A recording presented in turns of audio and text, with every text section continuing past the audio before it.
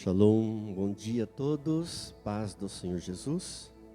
Te convido a tomar a sua Bíblia no livro do profeta Josué, o 6º livro da Bíblia. Gênesis, Êxodo, Levítico, Números, Deuteronômio e Josué, o 6º livro. Abra por favor no capítulo 24.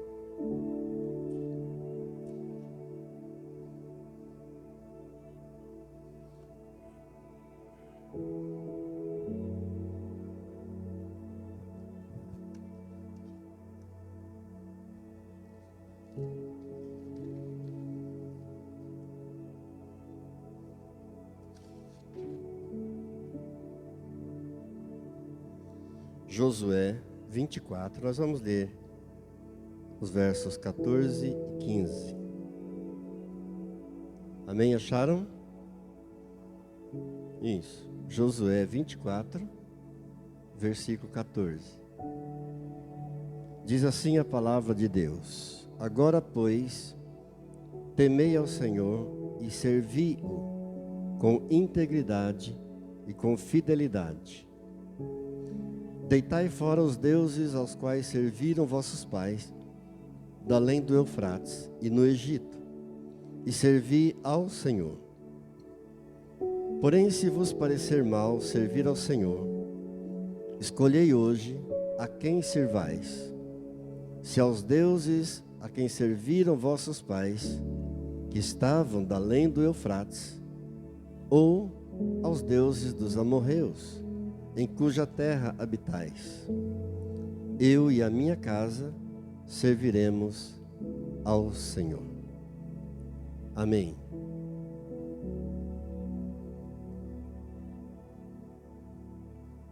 Vamos orar. Querido Deus, querido Pai, ofertamos nesta manhã o nosso coração, a nossa mente, todo o nosso ser. Muito obrigado por mais uma oportunidade de estarmos diante da Tua Palavra. Venha, por favor, nesta hora perdoar os nossos pecados. Venha, Deus, me ungir para pregar a Tua Palavra, sem distorcê-la em nada. Venha, Deus, ungir cada um dos meus irmãos que estarão recebendo essa palavra. E daremos a Ti sempre a glória, a honra, o poder e o louvor para sempre. Amém.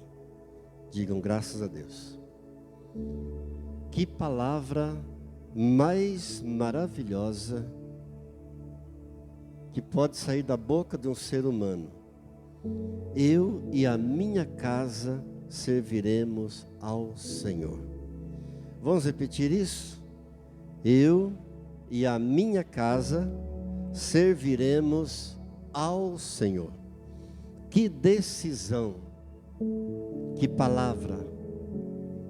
Josué um dia tomou essa decisão. Ele já estava na terra prometida, se colocou diante do povo e disse: fiquem à vontade para servir ao Deus que vocês quiserem. O que não falta nessa terra são deuses. E sem nenhuma imposição, Josué comunicou: eu e a minha casa serviremos ao Senhor. Glórias a Deus. Esta não é uma decisão simples. Essa é a decisão mais importante que alguém pode tomar em sua vida. Essa não é uma decisão qualquer. Eu e a minha casa serviremos ao Senhor. Esta foi a decisão que eu tomei um dia e você tomou um dia também. Por isso estamos aqui. Por isso estou aqui, por isso você está aqui. Porque você também um dia tomou essa decisão. Eu e a minha casa serviremos ao Senhor. Louvo a Deus pela vida da minha esposa, a pastora Ângela pelo dia em que eu tomei essa decisão. Cheguei em casa e comuniquei a ela, dizendo: olha, hoje, a partir de hoje, eu sou um crente em Jesus. Vou servir ao Senhor. Se você quiser continuar nesta religião que nós sempre estivemos, fique à vontade. Vou te respeitar, mas eu vou servir ao Senhor. E ela, numa grande demonstração do que verdadeiramente significa uma só carne, então disse: não, aonde você for, eu irei também. E eu não sei o que teria sido da minha vida, não sei o que teria sido da minha família, se ela não tivesse tomado também, junto comigo, essa decisão. Essa é a decisão mais importante na vida de uma pessoa. Eu e a minha casa serviremos ao Senhor. Agora, tomar essa decisão é a mais importante de todas, mas tem algo ainda mais importante do que tomar a decisão. Qual é? É colocá-la em prática. E aqui é que a coisa pega. Aqui é que eu chamo a sua atenção. O mais importante ainda do que tomar a decisão, o mais importante é colocá-la em prática. Josué colocou em prática. Por isso, Josué foi esse grande líder que nós conhecemos, esse grande guerreiro e esse grande conquistador. Trazendo isso para nós, como se faz isso?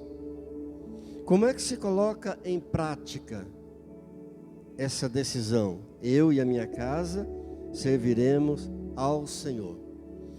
Antes de qualquer coisa, não deixando nós de congregar. Esta é uma ordem de Deus, descrita para nós em Hebreus, capítulo 10, no verso 25. Não deixemos de congregar-nos, como é costume de alguns. Diz ainda mais: antes façamos admoestações, e tanto mais quanto vede que o dia se aproxima. Essa não é uma mensagem de Deus, isso não é um pedido de Deus, isso é uma ordem de Deus para nós. Não deixemos de congregar-nos, como é costume de alguns, antes façamos admoestações, e tanto mais quanto vede que o dia se aproxima. O que é admoestar? Admoestar é avisar, é alertar.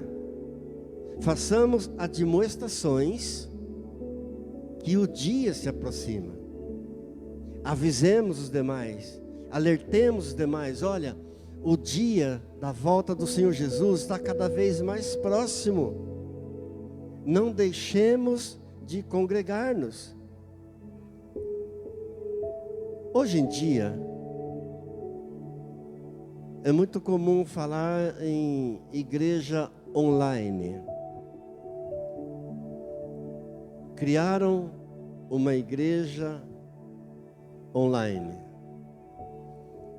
Mas igreja online é a maior utopia. Igreja online é algo que não existe. As pessoas estão dizendo: não, agora há um novo modelo de igreja. É a igreja online. Não existe porque igreja é congregação. Congregar significa unir. Congregar significa juntar-se para interagir pessoalmente. Isso é igreja. Pastor, posso assistir um culto online? Sim, sem nenhum problema assistir um culto online. Mas dizer que igreja online é um novo modelo de igreja, isso não existe. Igreja tem que ter um pastor, tem que ter pessoas reunidas que interagem umas com as outras. Agora, estão dizendo que há um novo modelo de igreja. Isso não existe. Igreja online é utopia. Pastor, por que é que muitos que tomam essa decisão, que é a decisão mais importante na vida do ser humano, servir ao Senhor, por que é que muitos tomam essa decisão, mas não conseguem colocá-la em prática? Essa é uma boa pergunta. Por que é que muitos até caminham, conseguem caminhar por um período, por um determinado tempo, mas não conseguem colocar em prática a decisão de eu e a minha casa serviremos ao Senhor? Em primeiro lugar, porque foi uma decisão tomada baseada na emoção. E emoção é uma coisa complicada. Emoção fala do coração. E o profeta Jeremias nos diz no capítulo 17, no verso 9, que enganoso é o coração mais do que todas as coisas e desesperadamente corrupto. Quem o conhecerá? E no verso 10 ele diz: eu, o Senhor, esquadrinho o coração, eu provo os pensamentos. Então, muitas vezes a pessoa toma essa decisão no momento de emoção. Eu fiquei emocionado naquele momento e tomei essa decisão e fiz essa declaração. Mas enganoso é o coração. Que Deus nos ajude. Emoção está muito ligada à nossa fraca natureza humana, também chamada na Bíblia de carne. A emoção está muito próxima, está muito unida à natureza humana tão fraca. E todo aquele que brinca com a natureza humana, com a fraca natureza humana, vai se dar mal. No final, todo aquele que brincar com a sua fraca natureza humana vai pagar um preço muito alto. Não por acaso a Bíblia manda a gente fugir da natureza humana. Você sabia que a única coisa que a Bíblia manda a gente fugir é da natureza humana, porque ela é fraca, ela é terrível? Até o diabo a Bíblia manda enfrentar. Tiago, capítulo 4, verso 7. Resisti ao diabo e ele fugirá de vós. Mas da natureza humana carnal, a Bíblia manda fugir. 2 Timóteo capítulo 2, verso 22. Fugir das paixões da mocidade. Por que devemos fugir da natureza humana carnal que é fraca? Porque ela não se submete à lei de Deus. Simples. Ela não se submete a Deus. Ela é mais forte do que você. 1 Coríntios capítulo 10, verso 12. Aquele que pensa estar de pé, cuide para que não caia. Porque a natureza humana ela é tão fraca. Porque não se submete, simplesmente por isso. não se sujeita às leis de Deus. Por isso Jesus diz em Mateus 26:41, vigiai e orai, para que não entreis em tentação. O espírito, na verdade, está pronto, mas a carne é fraca. Por isso que muitas vezes acontecem determinadas coisas que as pessoas ficam indignadas. Como pode uma pessoa crente em Jesus praticar tais coisas?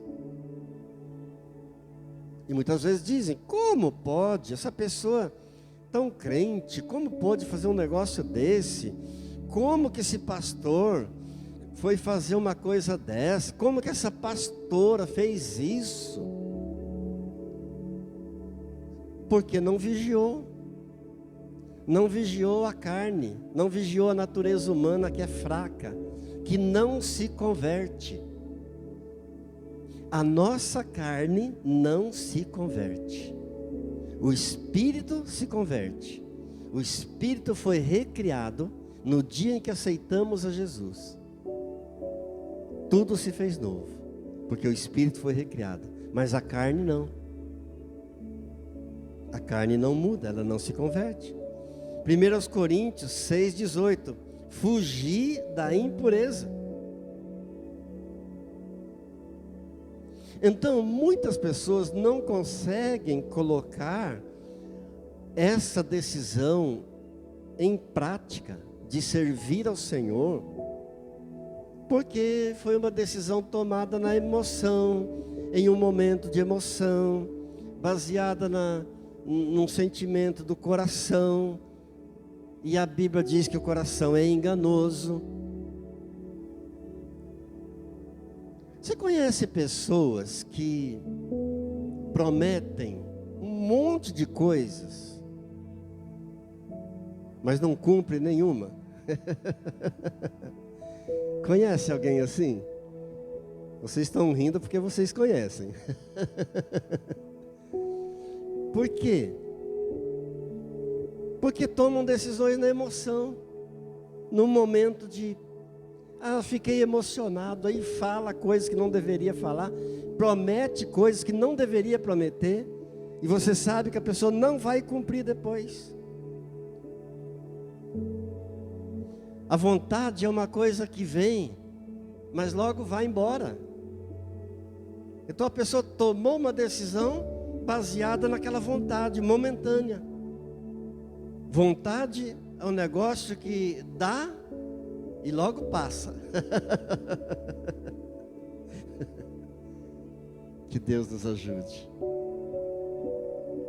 Certa vez prometeram para nós um templo. Pastor, vamos construir um templo e a igreja não vai mais pagar aluguel. Eu até chorei de emoção.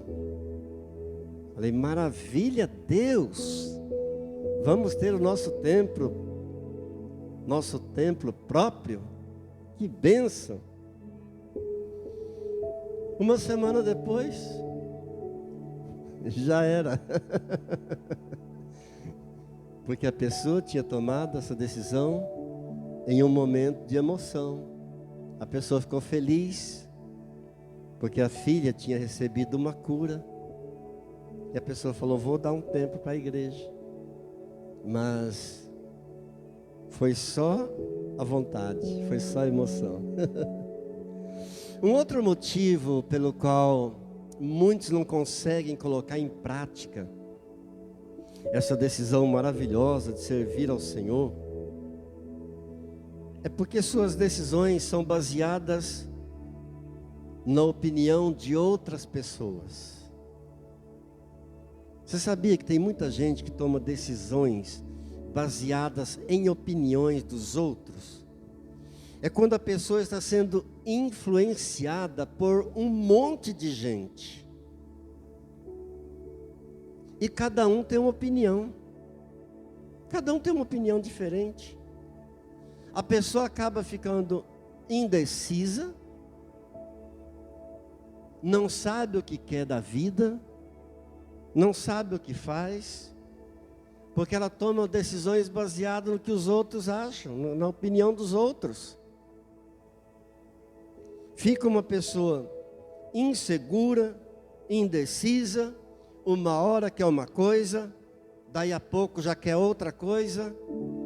Um dia ela acorda querendo algo, não, hoje eu vou fazer tal coisa.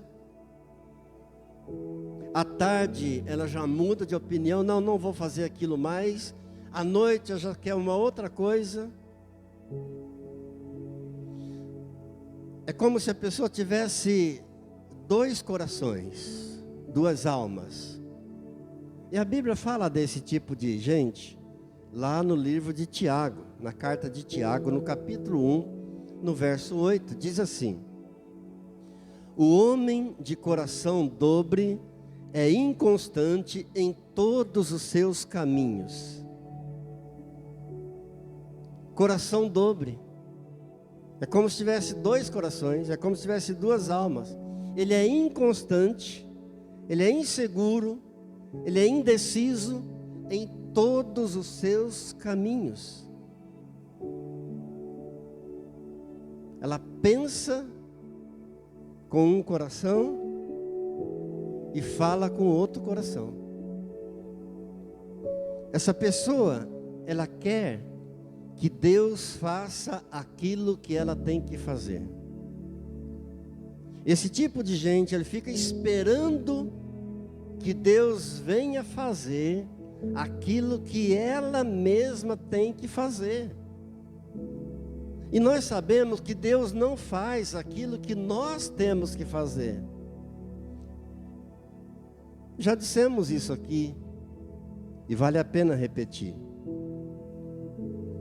Deus não se move nada naquilo que eu tenho que fazer. Mas Deus move o universo inteiro, se for preciso, para fazer aquilo que eu não posso fazer. Aquilo que você pode fazer, Deus não vai mover nenhuma palha. Mas naquilo que você pode fazer, naquilo que você não pode, naquilo que você não consegue, se for preciso, Deus vai mover o céu inteiro, o universo inteiro, para fazer para você. Diga graças a Deus. Graças a Deus.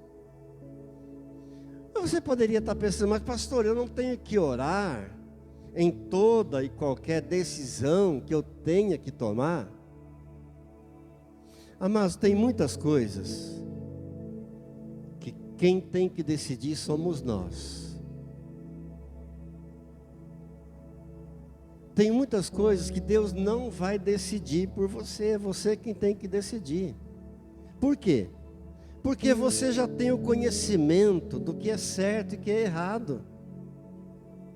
Você já tem o conhecimento do que é bom, do que é mal, do que é de Deus, do que é de Satanás. Então tem coisas que Deus não precisa decidir, você mesmo tem que decidir. Você só precisa orar quando você está com dúvidas. Se você tem que tomar uma decisão, você não tem o conhecimento daquilo, você está com dúvida no teu coração, aí você precisa entrar em oração. E Deus vai te mostrar, Deus vai te revelar, Deus vai te falar, Deus vai confirmar. Amém. Deus vai te falar através de uma mensagem, através de uma palavra, através de um pastor, de um pregador, de um hino, através de um profeta. Deus vai confirmar no teu coração aquilo que você não sabe. Por exemplo, o profeta Daniel, um dia, tomou uma decisão radical de não se contaminar com as comidas do rei. Por quê? Ele tinha conhecimento que todas aquelas iguarias, todas aquelas comidas, aqueles manjares do rei, eram consagrados aos deuses daquele rei, ou seja, a demônios. Então Daniel, no capítulo 1, tomou essa decisão, disse: eu não vou me contaminar com as comidas do rei. Ele não orou a Deus, ele não ficou perguntando para Deus: Deus, devo comer dessas comidas do rei ou não? Não, ele já tinha conhecimento. Ele já sabia que aquilo era coisa consagrada a demônios. Agora, nós temos algo que Satanás não tem e gostaria de ter. Deus nos criou dotados dessa capacidade de discernir, de entender, essa capacidade de sermos inteligentes. Deus nos criou com virtudes, com talentos. Por isso, temos conhecimento de muitas coisas que podemos e devemos tomar decisões, porque Deus nos capacitou para isso. Por exemplo, você não precisa orar a Deus perguntando se você deve perdoar alguém que tem alguma coisa contra você. Você já sabe, você já tem o conhecimento que você precisa de perdoar. Você sabia que um dos motivos da fúria de Satanás contra Deus e contra nós é por esse fato de que nós temos algo que ele não tem e ele gostaria muito de ter? E eu vou ler para você na palavra do que é que eu estou falando. Isaías capítulo 14, verso 12. Como caíste do céu, ó estrela da manhã, filho da alva, está falando de Lúcifer. Como foste lançado por terra, tu que debilitavas as nações, tu que dizias no teu coração: eu subirei ao céu, acima das estrelas de Deus, exaltarei o meu trono, e no monte da congregação me assentarei, nas extremidades do norte, subirei acima das mais altas nuvens, e serei semelhante ao Altíssimo. Esse era o desejo de Satanás. Eu serei semelhante ao Altíssimo.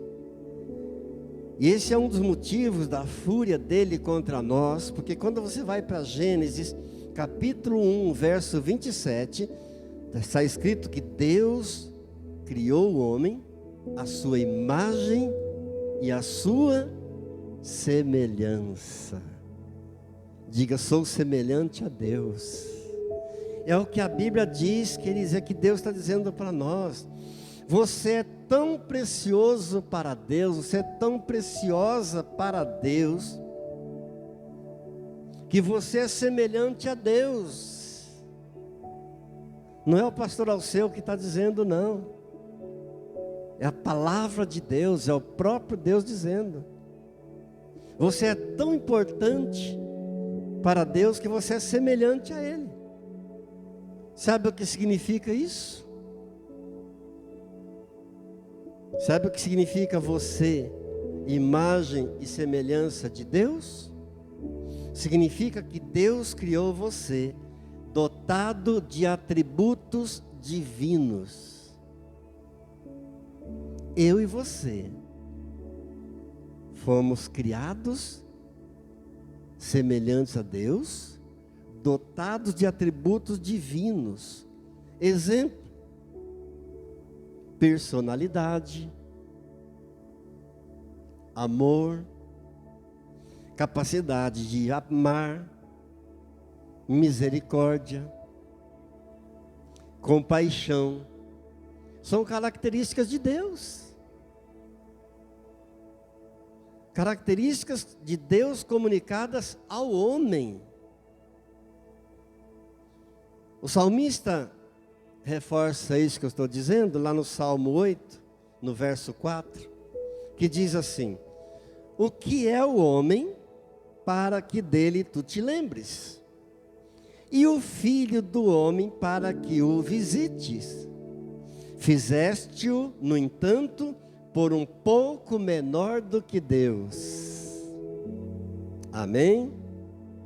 E de glória e de honra o coroaste.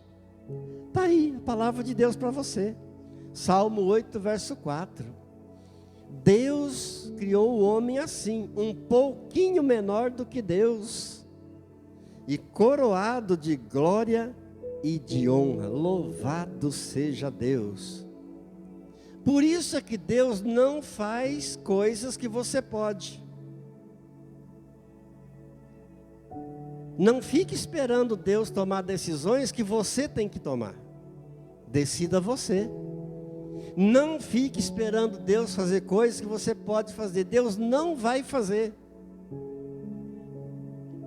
E não adianta chorar, não adianta clamar, não adianta querer acusar Deus, não adianta querer acusar o diabo, não adianta querer acusar as pessoas.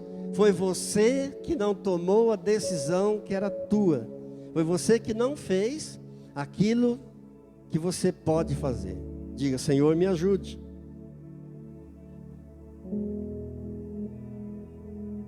Deus, queridos, nos dotou de tudo isso, de aptidões, talentos. Para quê? Para ficar sem uso? Para ficar parado? Não. Não se iluda. Você pode orar, clamar, jejuar, gritar. Deus não vai fazer aquilo que cabe a você fazer. Mas por que é que muitos não conseguem fluir na vida? Por que é que muitos não conseguem nem colocar em prática a decisão mais maravilhosa que fez um dia? Eu e a minha casa serviremos ao Senhor. Porque querem que os outros tomem decisões por elas. Sabia que tem gente que fica só na dependência, só esperando que os outros, que outras pessoas tomem decisões por elas? Gostam de transferir a responsabilidade que é delas. Gostam de passar para os outros a responsabilidade que é delas. Especialmente quando se trata de pais que têm filhos pequenos. Muitos pais de filhos pequenos querem que os outros decidam por eles. Quem tem a responsabilidade, a obrigação de criar filhos pequenos, de educar filhos pequenos, de sustentar filhos pequenos? Pais. Mas muitos querem transferir para outras pessoas. Os pais, agora abrindo parênteses, somente enquanto são pequenos. Porque muitos problemas entre pais e filhos acontecem porque pais querem tomar decisões na vida de filhos que são adultos, que não são pequenos mais. E filhos adultos são responsáveis por suas decisões. Quantos pais arrumam problemas graves com seus filhos porque querem decidir onde os filhos é que têm que decidir? Aconselhar é o máximo que os pais podem fazer a seus filhos adultos. Porque você poderia estar pensando assim: mas pastor, E se os pais veem os filhos indo para um caminho ruim? E se os pais veem seus filhos adultos se perdendo? O máximo que os pais podem fazer é aconselhar e não tomar decisões por eles. Por quê? Por que não podemos tomar decisões pela vida dos outros? Porque nem Deus faz isso. Simples. Nem Deus faz isso. Deuteronômio, Deus diz assim no livro de Deuteronômio, no capítulo 30 e no verso 19: te proponho a vida e a morte, a bênção e a maldição. Escolhe, pois, a vida, para que vivas tu e a tua descendência. Sabe o que essa palavra está dizendo? Deus está dizendo assim: olha, o que é que você quer? Eu te proponho a vida e a morte diante de ti, a bênção e a maldição diante de ti. Escolhe o que você quer para você, o que você quer para a tua vida. Agora Deus não decide, mas Ele aconselha: escolha a vida. Não escolha a morte, não. Não escolha a maldição, não. Escolha a vida e a bênção, para que vivas tu e toda a tua descendência. Amém? Assim também nós, pais, não podemos tomar decisão por nossos filhos, não. Os filhos devem ser ensinados quando pequenos, quando adolescentes, eles devem ser ensinados a tomar decisões. Eles precisam aprender quando pequeno, que chegando à fase adulta, eles serão responsáveis e terão que tomar suas decisões. Mas o máximo que os pais podem fazer quando os filhos são adultos é aconselhar, porque nem Deus toma decisão por nós. Diga graças a Deus. Amados, eu estou falando para você aqui algumas pequenas dicas, algumas, de como fluir na vida, como colocar em prática essa decisão que nós tomamos um dia, de eu e minha casa serviremos ao Senhor. Algumas dicas de por que é que muitas pessoas não fluem, não conseguem crescer. Uma coisa é certa, ouça isso com atenção: toda decisão errada vai ter um custo. Toda decisão errada tem um prejuízo, vai ter um problema. Por quê? Porque toda decisão tomada vai gerar ou uma bênção ou uma maldição.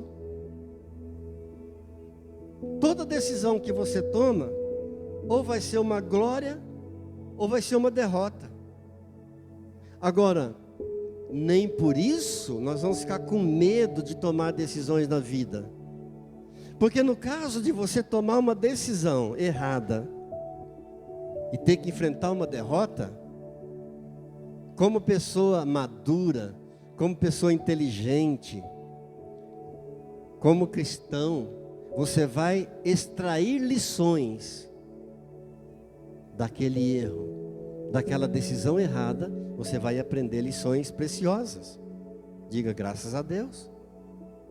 Você tentou, não deu certo. Você errou, não deu certo. Tenta de novo. Decida de novo. Como diz um pastor lá de Curitiba: mata no peito, joga para Jesus.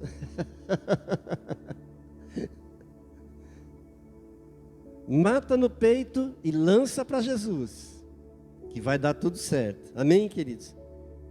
Lembrando sempre que a nossa decisão precisa estar subjugada a vontade de Deus. Diga, toda e qualquer decisão precisa estar subjugada à vontade de Deus. Amém?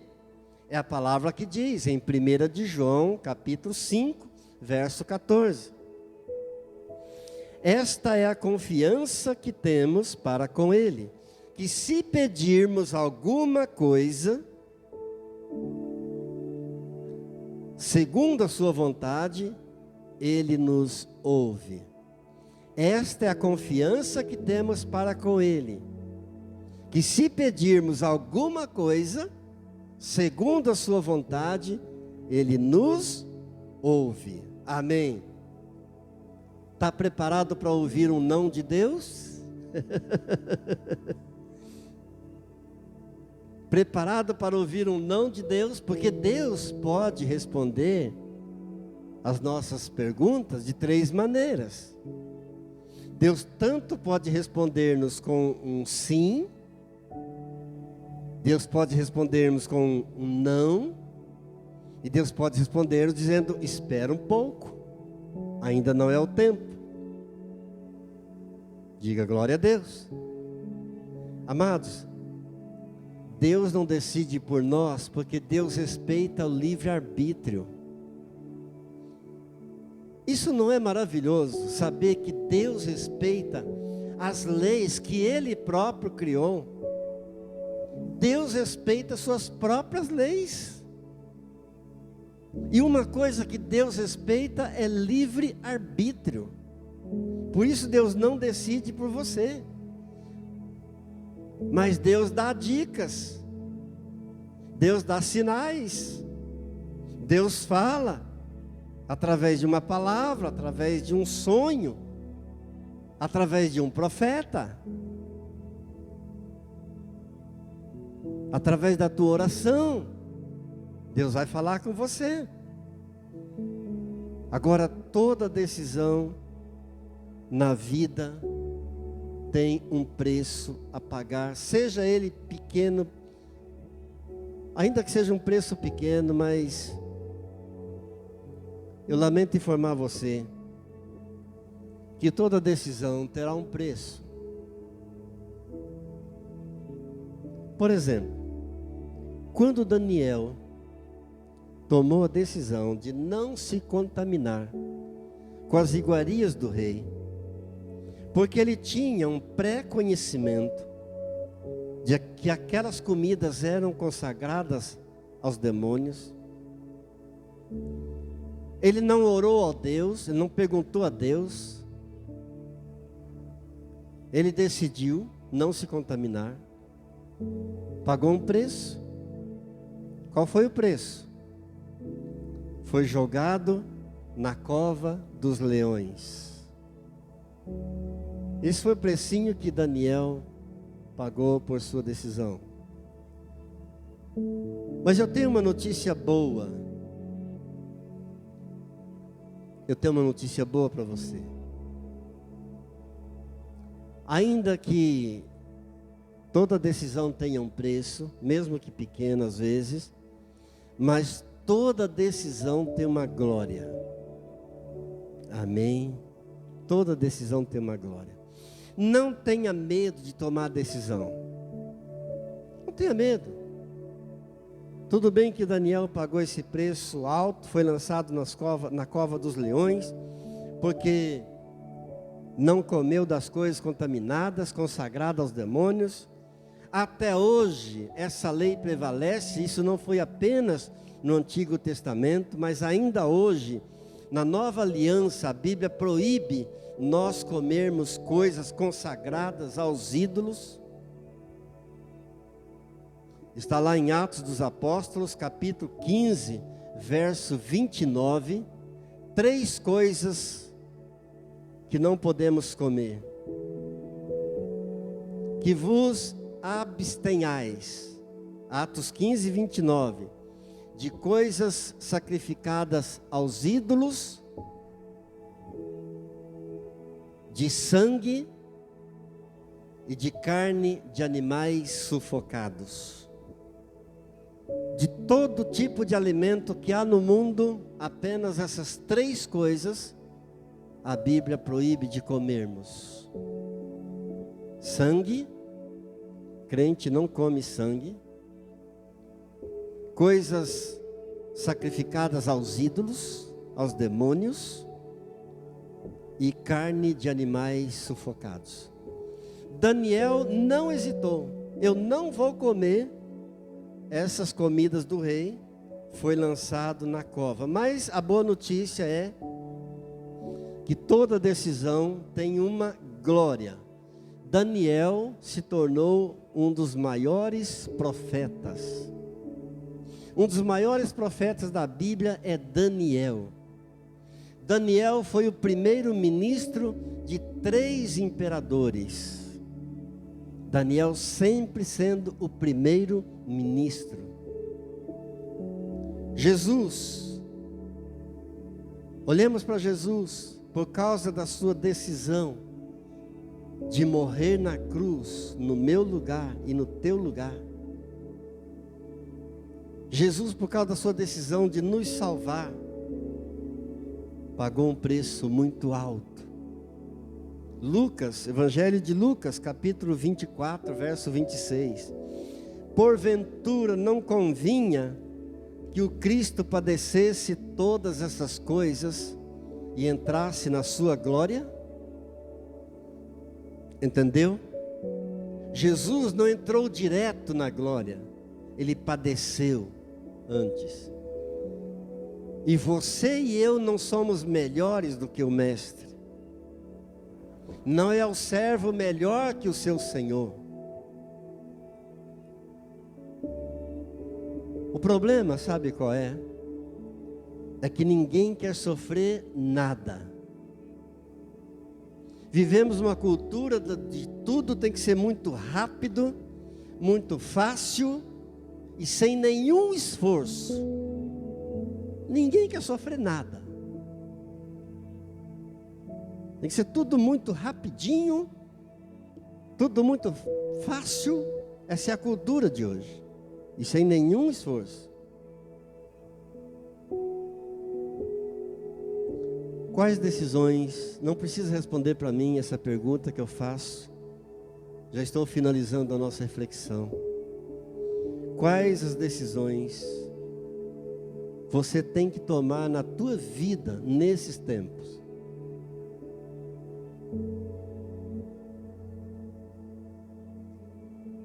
Decida. Há um preço, ainda que seja pequeno, mas há uma glória. Não tenhas medo. Não fique esperando outros tomar a decisão por você. Não espere Deus tomar a decisão naquilo que você pode. Deus não vai fazer, Deus não vai tomar.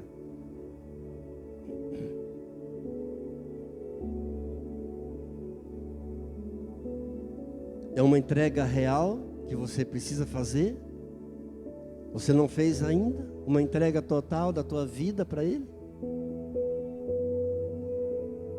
É uma decisão no casamento que você precisa tomar?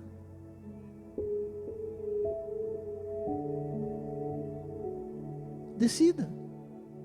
É você e Deus. Você e Deus. Não basta a gente vir ao culto, não basta gostar do culto, não basta cantar hinos, gostar dos hinos. Sabe o que significa Apocalipse 21:8? Diz assim, Apocalipse 21:8: que os covardes, os incrédulos, os abomináveis, os assassinos, os impuros, os feiticeiros, os idólatras, os mentirosos, a parte que lhes cabe é no lago que arde com fogo e enxofre, a saber, a segunda morte. Amados, tem muita gente que tomou essa decisão um dia, a decisão mais importante da vida do ser humano: eu e a minha casa serviremos ao Senhor, e está brincando com Deus.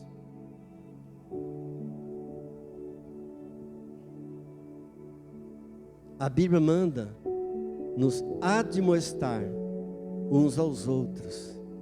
Há muitos brincando de crente, mas não é tempo mais de brincar. Tanto mais quanto aquele dia se aproxima. É tempo de nos admoestar, de avisar, de alertar. Aquele dia se aproxima.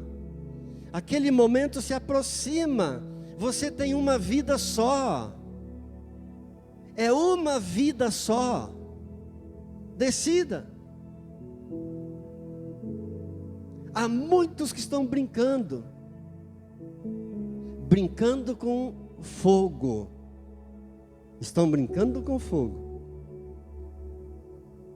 Faz uma entrega total da tua vida. Faz um concerto. Você precisa fazer um concerto com Deus? Faça um concerto com Deus nesse momento. Aproveite esse momento que o Espírito Santo está aqui falando com você. Os anjos estão cercando você. Deus está aqui. O Senhor Jesus está do teu lado. Faz essa entrega real. Faz essa entrega verdadeira. É uma vida só. Decida ser feliz. Decida perdoar. Baixe sua cabeça por um momento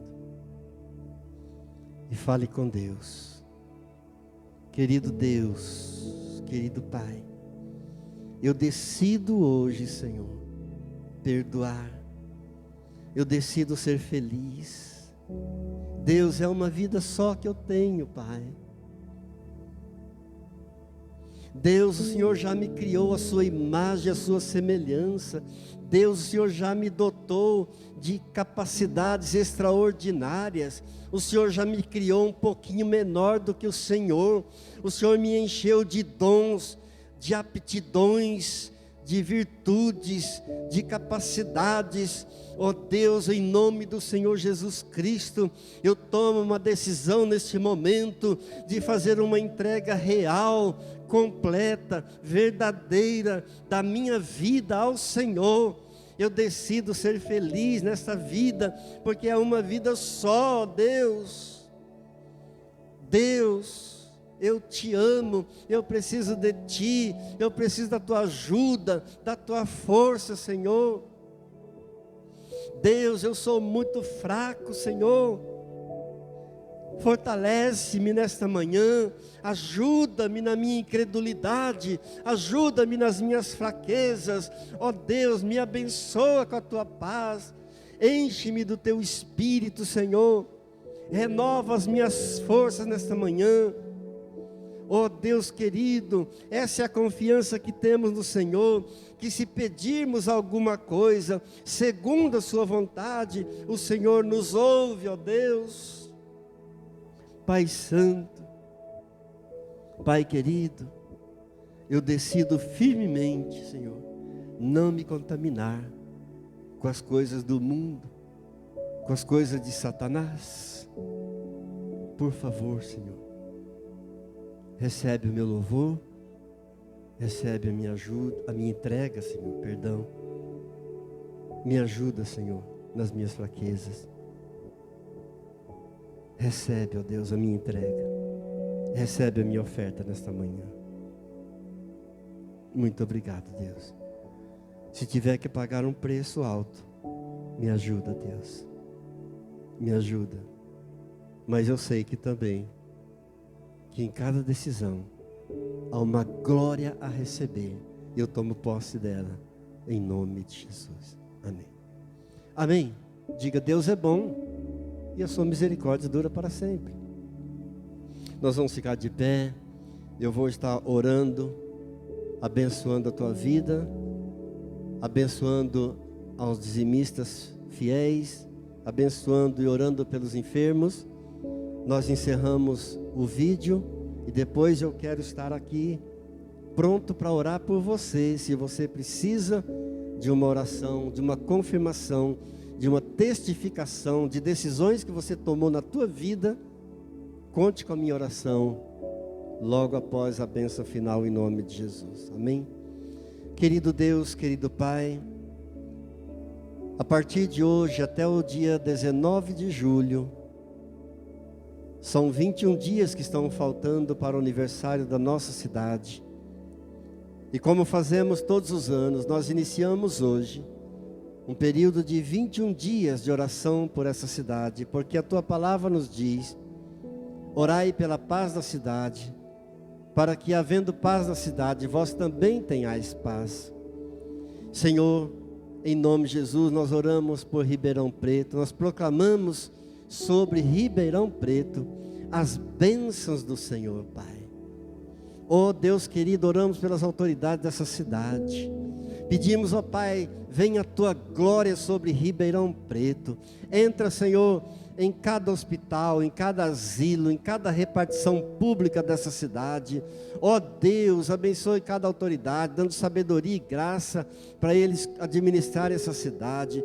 Que haja paz sobre Ribeirão Preto, em nome de Jesus, Pai. Deus, eu oro pelos ofertantes, pelos dizimistas, por cada mantenedor desta obra, desta igreja. Eu os abençoo, Pai. Eu abençoo cada dízimo, cada oferta, cada transferência bancária. Ó Deus querido, muito obrigado, Pai. Retribua, Senhor, abundantemente. Eu oro, Deus, por aqueles que estão passando alguma enfermidade. Eu peço, venha o espírito de cura, Deus. Abençoa, Senhor, restaura a saúde, Deus. Toca, Senhor, no físico, toca, Senhor, naquela área que foi danificada, e traz a cura, Deus, traz o Teu bálsamo, Deus, em nome de Jesus, damos a Ti toda a honra, toda a glória, todo o louvor. Abençoa, Deus, cada família aqui representada, cada lar aqui representado. Eu abençoo essa semana, em nome de Jesus. Que a graça do Senhor Jesus, o amor do Pai, a comunhão do Espírito Santo, seja sobre a tua vida, sobre a tua casa, sobre a tua família, hoje e para sempre. Amém. Shalom.